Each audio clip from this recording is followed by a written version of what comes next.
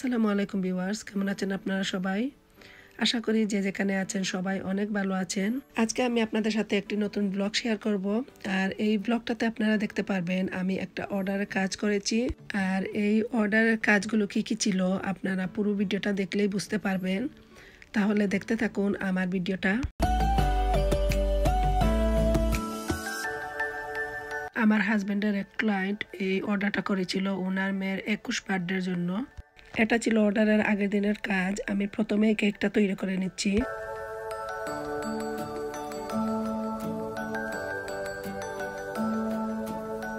দশ ইঞ্চি আর 12 ইঞ্চি এই দুই সাইজের মোল্ডে আমি সর্বমোট তিনটি করে 6টি কেক তৈরি করে নিয়েছিলাম।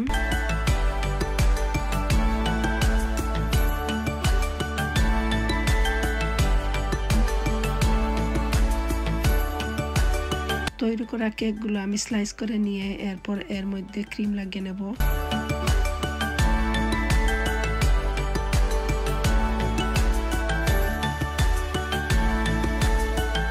দুই সাইজের দুই কেকে আমি আলাদাভাবে ক্রিম লাগিয়ে নিয়েছি। 12 ইঞ্চি কেকের সাইজের উপরে আমি 10 ইঞ্চি সাইজের কেকটা বসিয়ে দেব।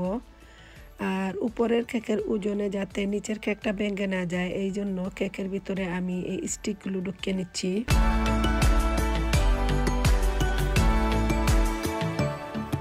এটা ছিল একটা এগলেস কেক আর এটার ওজন প্রায় 15 পাউন্ডের মতো হবে। তো কেকটা সম্পূর্ণ তৈরি করার পর এত হেভি ছিল আমি আর বয়ে আসলে এটা ওজন করিনি।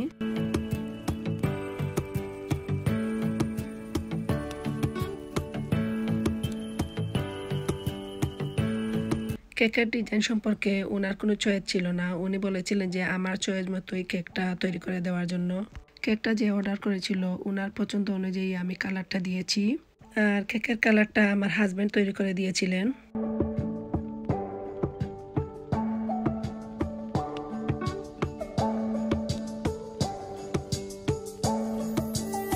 আমি যে ডিজাইনটা চয়েস করেছিলাম সেটা আর করা হয়নি। কেকটা সাইজে একটু বড় ছিল আর এই ডিজাইনটা করতে করতে আসলে অনেক সময় লেগেছে, যার কারণে আমার কেকের ক্রিমটা গলে গিয়েছিল। কেকের ক্রিমটা গলে যাওয়ায় আমার ডিজাইনটা পুরোপুরি নষ্ট হয়ে গিয়েছিল। এরপর আমি আমার হাজব্যান্ডকে বললাম, উনি বললেন যে অসুবিধা নাই, আমি তোমাকে সব থেকে আবার ক্রিম এনে দেব, তুমি আবার নতুন করে ডিজাইনটা করে নেবে। ঘড়িতে তখন রাত 8টা বাজছিল। পরের দিন সকালেই আমাকে সবগুলো অর্ডার দিয়ে দিতে হবে। কিন্তু আমি যে আবার ডিজাইনটা নতুন করে করব সেই সময় আমার হাতে ছিল না। আমার আরও অনেক কাজ ছিল হাতে।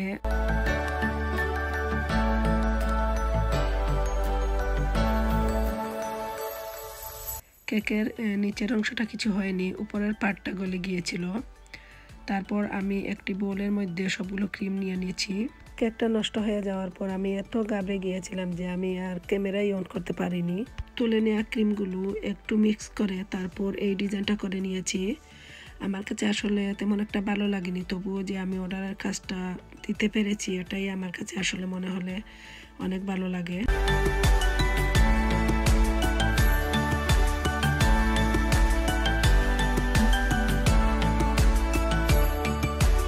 কেকের এক সাইড থেকে আমি কিছু আর্টিফিশিয়াল ফ্লাওয়ার লাগিয়ে নেব।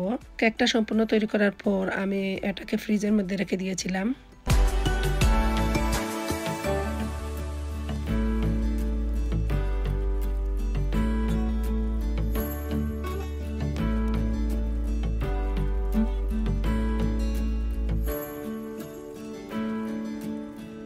এখন রাত 10টা বাজে। তো এখানে আমি কিছু আলু সিদ্ধ করে নিয়েছি। পরের দিন সকাল 10টার ভিতরে সবগুলো অর্ডার দিয়ে দিতে হবে, তাই এখন আমি তাড়াহুড়ো করে এই আলুর চপগুলো বানিয়ে নিচ্ছি। কেকের সাথে আরও যে খাবারগুলো অর্ডার করেছিলেন সেগুলো হচ্ছে 100টি আলুর চপ, তারপর 50টি চিকেন শাসলিক আর আরও 100টির মতো ফুচকা, যেটা আমরা পানিপুরিও বলি।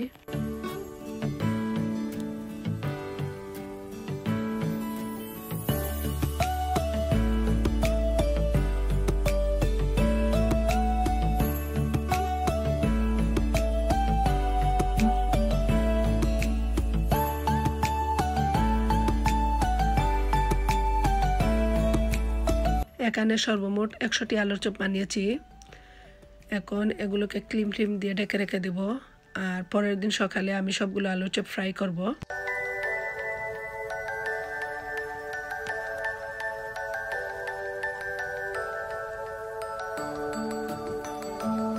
পরের দিন ঘুম থেকে উঠে যখন আমি কিচেনে আসলাম, তখন থেকে আমার হাজব্যান্ড এইগুলা কেটে দিচ্ছেন আমাকে হেল্প করার জন্য।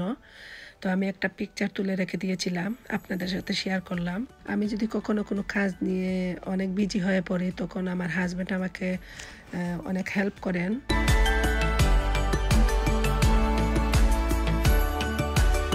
চিকেন শাসলিক তৈরি করার জন্য আমি এখানে কিছু চিকেন ব্রেস্ট ম্যারিনেট করে রেখে দিয়েছিলাম আগের দিন। আর এখন এগুলো ওভেনে ঢুকিয়ে কুক করে নেব।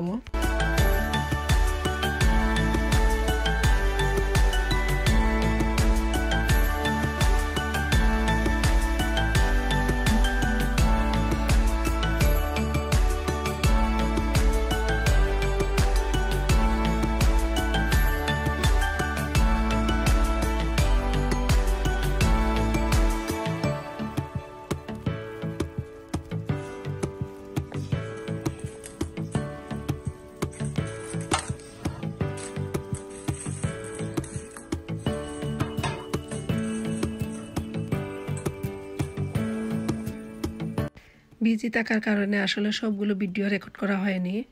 তো এই চিকেন পেপার এগুলো স্টিকের মধ্যে আমার হাজব্যান্ড লাগিয়ে দিয়েছিলেন।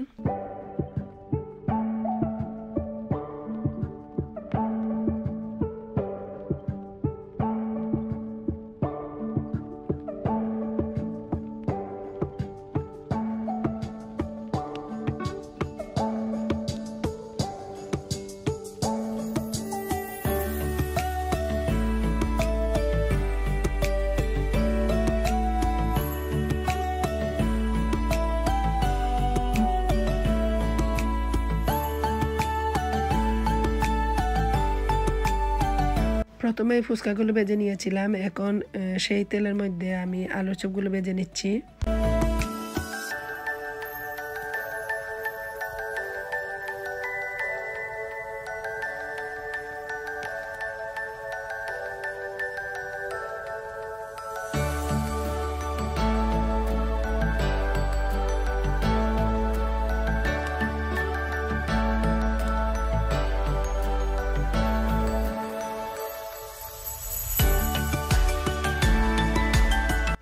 এই সবগুলি আসলে টাইমের ভিতরে করতে পেরেছি, এটাই ভালো লাগছে। আর এতে আমার হাজব্যান্ডও আমাকে হেল্প করেছেন।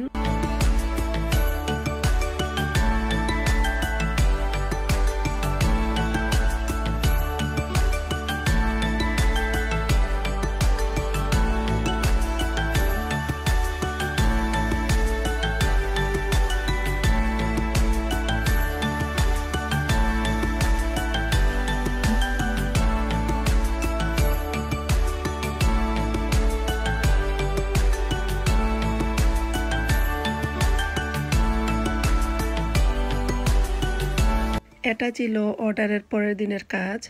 তো এটা কোনো অর্ডারের কাজ নয়, আমার শাশুড়ি ঘরে মেহমান এসেছিলেন, তো ওনাদের জন্যই এই কেকটা আমি তৈরি করছি। মজার ব্যাপারটা হচ্ছে, কেকটা যে মেহমানদের জন্য নিয়ে যাব এটার আমার শাশুড়িকে আমি বলিনি। তারপর যা হয়েছিল, আমি আসলে কেকটা নিয়ে যাওয়ার আগেই মেহমানরা চলে গিয়েছিলেন। এই ভিডিওটা আজকে এখানেই শেষ করছি। যদি আমার ভিডিওটা ভালো লাগে তাহলে অবশ্যই লাইক, কমেন্ট আর সাবস্ক্রাইব করে পাশে থাকবেন। ধন্যবাদ আপনাদের সবাইকে আমার ভিডিওটা দেখার জন্য। আল্লাহ হাফেজ।